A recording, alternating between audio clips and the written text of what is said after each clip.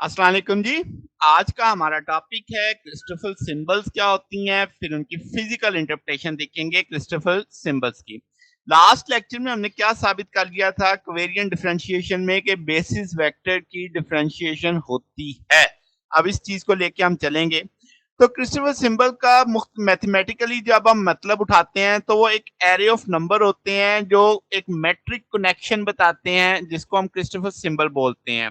मगर जब हम फिजिक्स में या खसूसन जनरल रिलेटिविटी की बात करते हैं तो ज्योमेट्रिकली फिर देखते हैं। तो इनको ऐसे समझा जाता है कि जो बेसिस वेक्टर चेंज होते हैं through out the coordinate system. अब वो जाहिर है चेंज हम डिफरेंशिएशन की मदद से समझेंगे, जो पिछले टॉपिक में हमने समझ ली कि होती है भाई डिफरेंशिएशन इनकी। तो अब बेसिस वेक्टर कैसे थ्रू आउट चेंज होते हैं हमारे कोऑर्डिनेट सिस्टम में, ये जो रिजल्ट आएगा इसे हम क्रिस्टोफल सिंबल कहेंगे। तो अब जो बेसिस वेक्टर हैं वो कैसे-कैसे बदल सकते हैं? अब हम कह सकते हैं कि भई वो कोऑर्डिनेट सिस्टम की वजह से चेंज हो सकते हैं कि आपके पास कर्विलिनियर हो या जो ज्योमेट्री है स्पेस की वो खुद कर्व के अंदर हो। तो इसका मतलब क्रिस्टोफर सिंबल हमें दोनों तरह के बदलाव के बारे में बताएँगे कि भई आपके कोऑर्डिनेट सिस्टम में कर्व थी या आपका स्पेस ही कर्व में आ रहा था। फिर आर्बिट्रेरी कर्व जो होगी स्पेस की या कोऑर्डिनेट सिस्टम की, उसमें basis vector point two point change होंगे। ठीक है, एक पॉइंट पे कुछ है, दूसरे पॉइंट पे चेंज है, यानी जिसे मैंने कहा locally at every point her point change हो रहे होंगे। तो अब आपको पता चलेगा कि कैसे बेसिस वेक्टर चेंज हो रहे हैं। तो इन जर्नल अगर हमसे डेफिनेशन पूछी जाए तो क्रिस्टोफर सिंबल हमें डिफाइन करते हैं डेरिवेटिव ऑफ बेसिस वेक्टर, यानी उनकी जो चेंज होती है। अब वो चेंज जैसे मैंने कहा कि वो आपके कोऑर्डिनेट सिस्टम के चेंज होने की वजह से भी हो सकती है, वो आपके पास जो आपकी ज्योमेट्री स्पेस टाइम कर्व है उसके भी कर्व होने की वजह से हो सकती है। तो इस डेफिनेशन से तो पता चल रहा है कि जो आपके क्रिस्टोफर सिंबल है वो कोऑर्डिनेट डिपेंडेंट है, कि उनके बदलाव से वो भी बदल जाएंगे।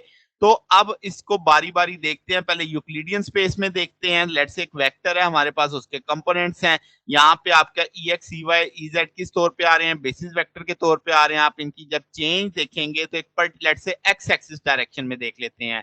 तो x आपके पास, अब जैसे मैंने यहाँ पे एक्स जे लिखा है, जैसे मैंने लिखा वो x भी हो सकता है, वो y भी हो सकता है, z भी हो सकता है। एक पर्टिकुलर डायरेक्शन में आप उसे डिफरेंशिएट कर सकते हैं। मिन्कॉस्की स्पेस में 4 वेक्टर होते हैं, तो मैंने वो 4 वेक्टर की फॉर्म में लिख दिया। तो इसका डेरिवेटिव एक पर्टिकुलर डायरेक्शन में आप ले लेंगे, जैसे मैंने एक्स वी डायरेक्शन में उठाया तो आप उसको भी इस तरीके से कंपोनेंट वाइज लिख सकते हैं। तो यहाँ पे जो ये लास्ट सेकंड टर्म बन रही है, जो आप बेसिस वेक्टर की डिफरेंशिएशन देख रहे हैं, यहाँ पे ये आपका क्रिस्टोफर सिंबल के तौर पे आएगा। रेमिनेंट स्पेस के अंदर आप कहेंगे ये लीनियर कॉम्बिनेशन होगा बेसिस वेक्टर का, जिसमें आप देखेंगे कि partial e mu over partial x mu आ जाएगा। ये आपके पास लैम्डा है, ऊपर सबस्क्रिप्ट में लैम्डा आ जाएगा आपके पास, सॉरी ये गैमा है, सबस्क्रिप्ट में सुपरस्क्रिप्ट में लैम्डा आ जाएगा, सबस्क्रिप्ट में म्यू और वी आ जाएगा, और यहाँ पे ई लैम्डा आ जाए वेक्टर के तौर पे आ जाएगा। आप इसको दूसरी तरफ ले जा सकते हैं तो उसके साथ यहाँ पे इस तौर पे ऐसे लिखा जा सकता है। यहाँ पे ये सबस्क्रिप्ट में दूसरी तरफ जाएगा तो ये सुपरस्क्रिप्ट में आ जाएगा। तो ये जो आपने गैमा लिखा है, ये आपका आप कहेंगे लैम्डा कंपोनेंट है किसका, इस डिफरेंशिएशन का, जिसे हम क्रिस्टोफर सिंबल कहेंगे। ये तो मैथमेटिकल है, जरा इसकी फिजिक्स समझते हैं कि जो लैम्डा कंपोनेंट डेरिवेटिव का है बेसिस वेक्टर में, ये हमें क्या दे रहा है, ये हमें मैग्नीट्यूड दे रहा है कंपोनेंट का, और जो डेरिवेट किया हमने जिसके। तो जैसे हमने कहा ये कोऑर्डिनेट का फंक्शन है, तो इसे हम अफाइन कनेक्शन भी कहते हैं, आगे चल के इसे भी समझेंगे। यहाँ पे आप अगर इस टर्म को देखो तो आपके पास जो ये गैमा के सबस्क्रिप्ट में म्यू लिखा हुआ है, ये उस बेसिस वेक्टर को जाहिर करेगा जिसे हमने डिफरेंशिएट किया है। साथ इसके v लिखा हुआ है, ये वो कोऑर्डिनेट होगा जिसके रिस्पेक्ट से उसे डिफरेंशिएट किया जा रहा है। और सुपरस्क्रिप्ट में लैम्डा लिखा हुआ है, ये उस कंपोनेंट जो रिजल्टिंग कंपोनेंट आएगा उसके बारे में बताएगा। अगर आप इसको इस तरीके से समझें कि ये जैसे हमारे पास गैमा लैम्डा म्यू भी लिखा हुआ है, तो ये क्रिस्टोफर ये बता रहा है हमें कि बेसिस वेक्टर जो ई म्यू है वो चेंज हो रहा है विद रिस्पेक्ट टू किसके, एक्स वी के। जैसे आप यहाँ से देख रहे हैं जो आपके पास ई लैम्डा डायरेक्शन में क्या होगा, अकर कर रही है, यानी वो चेंज इस सेंस में अकर कर रही है। तो अगर आप कहें कि ये चेंज हमें क्या बताएगी कि कितना बेसिस वेक्टर चेंज हुआ है एक्स वी डायरेक्शन के लिहाज से, और ये आपके पास डॉट प्रोडक्ट डिस्क्राइब कर रहा है कि how much derivative change E mu along X V and the basis vector E lambda जो ओवरलैप करेंगे।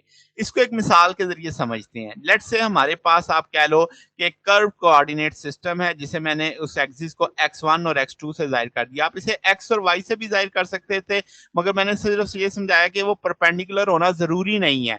तो इनके बेसिस वेक्टर भी आपको दिख रहे हैं, E1 और E2 आपके सुपरस्क्रिप्ट में लिखा हुआ है, ये इसके बेसिस वेक्टर है, आपको चेंज होता दिख रहा है। लेट्स से हम कहते हैं कि x1 एक्सिस के अलोंग हमने अब चेंज देखनी है, हमने देखना है E2 चेंज हो रहा है अलोंग x1। जैसे आप यहाँ पे देख सकते हैं कि E2 में चेंज दिख रहा है, उसको मैंने यहाँ पे जाहिर कर दिया कि पार्शियल E2 की चेंज देखिए पार्शियल x1 के लिहाज से। अब आपको ये ऊपर वाली सारी बात समझ आ जाएगी। तो ये जो स्मॉल चेंज है वेक्टर की कोऑर्डिनेट एक्सिस के अलोंग, हमने इसे पार्शियल डेरिवेटिव के तौर पे लिखा with respect to particular coordinate, यानी जो आपका x1 था। अब जो आपका डेरिवेटिव वेक्टर है जहां पे, जिसे आप देखो मैंने रेड कलर में हाईलाइट किया, फर्दर इसको कंपोनेंट्स में तोड़ लिया हमने x1 और x2 एक्सिस के लिहाज से, जैसे ये देख सकते हैं।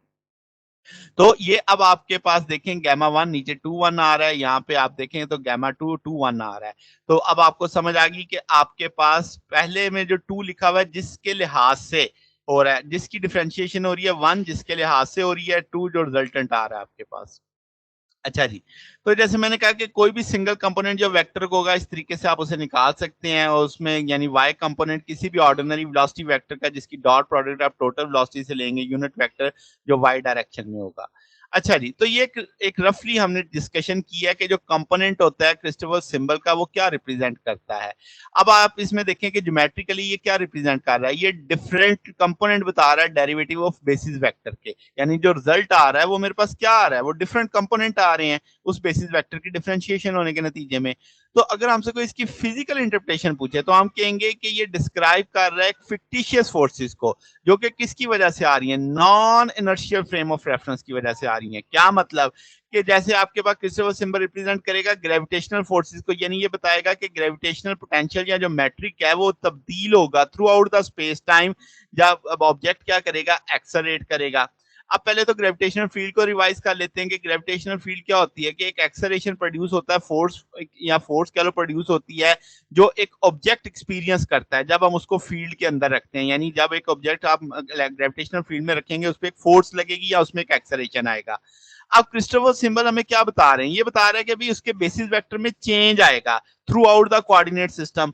तो इसका मतलब एक्चुअली वो क्या कॉरेस्पॉन्ड कर रहे हैं कि भाई वहां पे एक फिक्टिशियस फोर्सेस है जो जिससे एक्सेलरेशन इफेक्ट होगा, यानी उसका जो फ्रेम है वो चेंज होगा, जिसमें आप उसमें चेंज देखेंगे। तो अब आपके पास इसका मतलब ये है, यहाँ पे ग्रेविटी एक फिक्टिशियस फोर्स के तौर पे आ रही है जनरल रिलेटिविटी में, यानी जो आपकी स्पेस टाइम कर्व है प्रेजेंट एनर्जी मैटर के अंदर, उसकी वजह से वो आपके पास एक पैदा हो रही है force. Let's say Christopher symbol हमें बता रही है ये जो फिक्टिशियस फोर्स है, इसका मतलब जनरल रिलेटिविटी में जो क्रिस्टोफर सिंबल है वो क्या बता रहे हैं, वो बता रहे हैं कि कैसे ऑब्जेक्ट एक्सेलरेट करेगा इन कर्व्ड स्पेस टाइम के अंदर।